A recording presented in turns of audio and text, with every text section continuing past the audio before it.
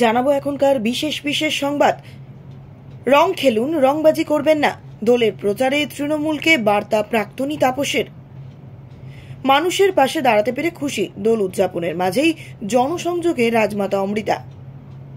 রেখা পাত্রকে প্রার্থী হিসেবে না পছন্দ, বিরোধিতায় পথে সন্দেশখালীর মহিলারা। কখনো ব্যাটার, কখনো সংস্কৃতি মনস্ক, দোলের সকালে নানান মুডে কুণাল। বিরোধীদের অভিযোগের মাঝে মতুয়াগড়ে পুরো তহবিল খরচের দাবি শান্তনুর। এবার আসছি বিস্তারিত খবরে। রবিবার রাতে বিজেপির প্রার্থী তালিকা ঘোষণা করা হয়েছে। উত্তর কলকাতা লোকসভা কেন্দ্র থেকে বিজেপির প্রার্থী হয়েছেন তৃণমূল থেকে সম্প্রতি পদ্ম শিবিরে যাওয়া তাপস রায়। আর সোমবার দোলের দিন সকালে গোপাল পূজা করে প্রচার শুরু করলেন বরানগরের প্রাক্তন বিধায়ক। প্রার্থী হয়েই তৃণমূল প্রার্থী একদা তার সহকারী সুদীপ বন্দ্যোপাধ্যায় বিরুদ্ধে তোপ দেগেছেন। দিনের শুরুতেই মানিকতলা এলাকার একটি মন্দিরে গিয়ে গোপাল পুজো করেন তাপস রায়। তারপর গোপালকে আবির দিয়ে রাঙিয়ে শুরু করেন তার রঙিন প্রচার। তাপস রায়ের সঙ্গে এই দিন ছিলেন উত্তর কলকাতা বিজেপির নেতা তমগ্ন ঘোষ। এলাকার বিভিন্ন কর্মীদের সঙ্গেও এই দিন তাকে রং ও আবির খেলতে দেখা যায়।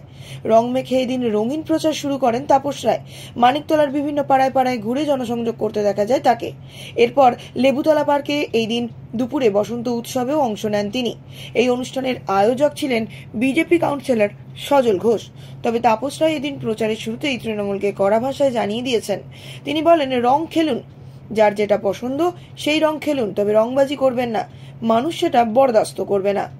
প্রার্থী হতেই তিনি জানিয়েছিলেন, বিগত 5 বছর মানুষ সাংসদকে পেয়েছে না পাননি, সাংসদ সুদীপ বন্দ্যোপাধ্যায়ের কি উন্নয়ন করেছেন কি করেননি, সেই সব নেতিবাচক দিকগুলোও তিনি মানুষের কাছে তুলে প্রচারে নামবেন।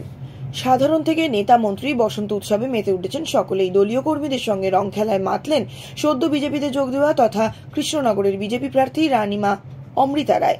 রাজমাতার সৌজন্যে এই প্রথম কোন রাজনৈতিক দল রাজা কৃষ্ণচন্দ্রের রাজবাড়ি প্রাঙ্গণে মেতে উঠল আবিরের খেলায়।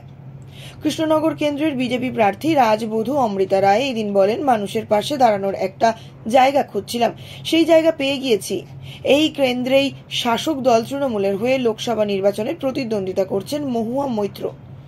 এই বিষয়ে রাজবধূ অমৃতা রায় জানান, বিগত দিনে আমাদের বংশধররা যেভাবে মানুষের পাশে দাঁড়িয়েছেন ঠিক সেইভাবে আমিও মানুষের পাশে দাঁড়াতে চাই। দলের স্ট্র্যাটেজি যাই হোক না কেন, একজন সাধারণ মানুষ হয়েই মানুষের পাশে থাকব। এদিন বিজেপি প্রার্থীর সঙ্গে আবির খেলায় উপস্থিত ছিলেন কৃষ্ণনগর উত্তর সাংসদ জেলা বিজেপি সভাপতি অর্জুন বিশ্বাস সহ একাধিক দলীয় নেতৃত্বরা। উল্লেখ্য, কিছুদিন আগেই বিরোধী দলনেতা শুভেন্দু অধিকারীর হাত ধরে বিজেপিতে যোগদান করেছেন কৃষ্ণনগর রাজবাড়ির বর্তমান রানীমা অমৃতা রায় সহ একাধিক তৃণমূল কর্মী। দলনেতার হাত থেকে রানীমা বিজেপির পতাকা তুলে নেন। রবিবার বিজেপির দ্বিতীয় প্রার্থী তালিকা সামনে আসতেই দেখা যায় ভোটের ময়দানে রয়েছেন রানীমা অমৃতা রায়। সন্দেশখালীর প্রতিবাদী মুখ রেখা পাত্রকে প্রার্থী করে বসিরহাট লোকসভা কেন্দ্রে চমক দিয়েছে গেরুয়া শিবির, কিন্তু তাল কাটল ঘোষণার পরের সকালে। তার প্রার্থী পদের বিরোধিতা করে পোস্টার পড়ল সন্দেশখালীতেই। এমনকি পোস্টার হাতে প্রতিবাদের রাস্তাতেও নেমেছেন আন্দোলনকারী মহিলাদের একাংশ। রেখা পাত্রকে তারা কোনোভাবেই বা কোনো মতেই প্রার্থী হিসেবে মানছেন না, তাও স্পষ্ট হয়ে গিয়েছে একের পর এক পোস্টার থেকে, যা ঘিরে অস্বস্তিতে পড়তে হয়েছে গেরুয়া শিবিরকে। যদিও পোস্টার কাণ্ডের দায় তৃণমূলের ঘাড়েই চাপাচ্ছে বিজেপি নেতৃত্বের একাংশ। পাল্টা বিজেপির গোষ্ঠীদ্বন্দ্ব রয়েছে বলে দাবি উঠেছে শাসক শিবিরের তরফে। ফলে ভোটের মুখে আবারও সরগরম সন্দেশখালী। উল্লেখ্য, রবিবার রাতে বাংলায় 19টি আসনের জন্য দ্বিতীয় দফার প্রার্থী তালিকা ঘোষণা করেছেন দিল্লির বিজেপি নেতারা। তাতে নাম রয়েছে সন্দেশখালীর আন্দোলনে অংশ নেওয়া গৃহবধূ রেখা পাত্রের। তাকে বসিরহাট লোকসভা কেন্দ্র থেকে প্রার্থী হিসেবে বেছে নেওয়া হয়েছে, যা নিঃসন্দেহে বিজেপির কাছে বড় চমক ছিল। কিন্তু কয়েক ঘন্টার মধ্যেই সেই ছবিটা বদলে গেল। খোদ রেখা পাত্রের প্রার্থী পদের বিরুদ্ধেই পোস্টার হাতে নেমে পড়লেন সন্দেশখালী মহিলাদের একাংশ। কোথাও আবার পোস্টারও সাঁটানো হলো তার প্রার্থী পদের বিরোধিতা করে। সেখানে লেখা রয়েছে, সন্দেশখালীর আন্দোলনকারী রেখা পাত্রকে প্রার্থী হিসেবে মানছি না, রেখা পাত্রকে বিজেপি প্রার্থী হিসেবে চাইছি না। এই থেকে স্পষ্ট এটা যে রেখা পাত্রকে বসিরহাট লোকসভা কেন্দ্রের বিজেপি প্রার্থী হিসেবে নাপসন্দ দলের একাংশের, এমনটাই বলছে তৃণমূল। এতে দেখা গেল কুণাল ঘোষকে। হলুদ পাঞ্জাবি, রবীন্দ্রসঙ্গীত আর আবির নিয়ে কচি কাচাদের সঙ্গে পথ হাঁটলেন তিনি। তবে এখানেই শেষ নয়, আর 5টা দিনের থেকে আলাদা মুডে ব্যাট হাতে ছক্কা হাঁকাতেও দেখা গেল তাকে। এমনিতে লোকসভা ভোট সামনেই, তাই শহর এবং রাজ্যের বিভিন্ন প্রান্তে জনসংযোগে মেতেছেন নেতা থেকে প্রার্থী কিংবা মন্ত্রীরা। ভোটের রং আর দলের রং সেখানে মিলেমিশে একাকার। কিন্তু কুণাল ঘোষকে বিভিন্ন সময় এই রামমোহন সম্মিলনীর নানান অনুষ্ঠানে দেখা যায়। ক্লাবের অন্যতম পৃষ্ঠপোষকও তিনি। খুব স্বাভাবিকভাবেই দোলের দিন প্রভাত ফেরিতে অংশগ্রহণে তেমন নতুনত্ব কিছু হয়নি।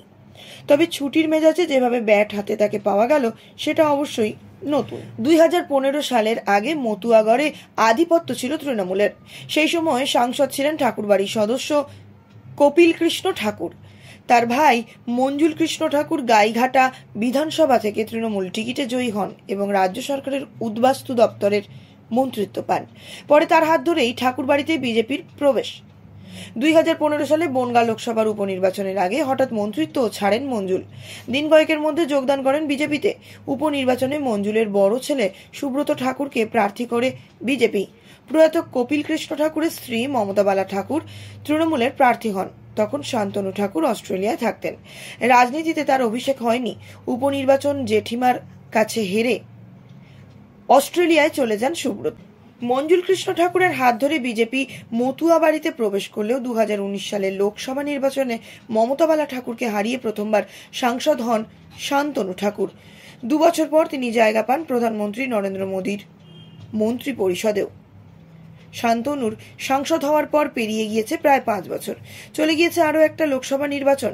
এবারও বনগাঁ লোকসভা কেন্দ্রে শান্তনুর উপরই ভরসা রেখেছেন নরেন্দ্র মোদী, অমিত শাহরা। প্রার্থী হিসেবে নাম ঘোষণাও হয়ে গিয়েছে তার। এই পরিস্থিতিতে গত 5 বছরে সাংসদ হিসেবে শান্তনু ঠাকুর কতটা কাজ করেছেন সেই প্রশ্ন তুলেছে বিরোধীরা। শান্তনু ঠাকুর জানান, 2019 থেকে 2024 সালে তার সাংসদ উন্নয়ন তহবিলে 25 কোটি টাকা এসেছে। রাস্তাঘাট, স্কুলের উন্নয়ন সহ বিভিন্ন খাতে সম্পূর্ণ টাকাই তিনি খরচ করেছেন।